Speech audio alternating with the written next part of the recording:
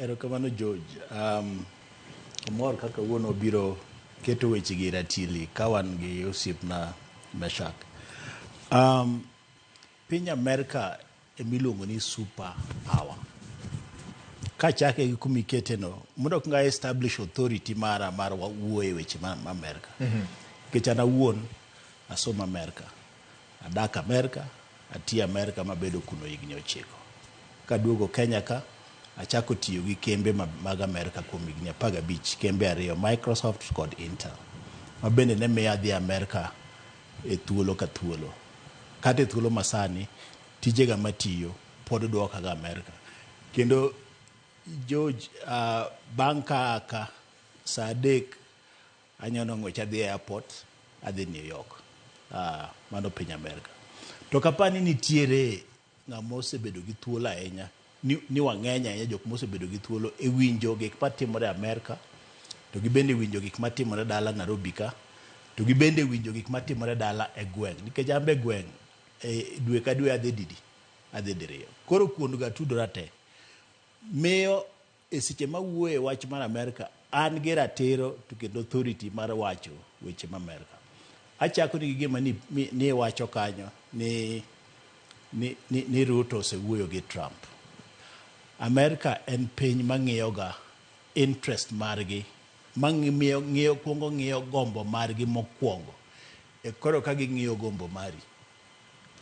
Weche mane Ruto opimo kod Biden moting'o kaka elevating ginene choro piny Kenya bedo achiel kuom pinje magibedo godo machiegni Africa Sub-Sahara. Mano ok bilokore. Weche mane jo ohala oketo ni gidwa keto investment e Kenya ka, mago ok bilokore. Nikech gin gik mane William Ruto president owacho kod Joe Biden, to owacho gi a low interest, a low gombo mar Amerika. Koro gombo mag Amerika go to pod ok bilokore.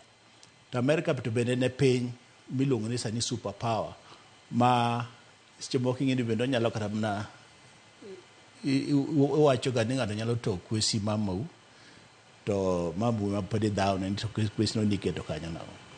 Nikech kiwango ma entiere e rang'eny mar uchumi, rang'eny mar technology, rang'eny mar lweny pod nitiere kiwango mamalo.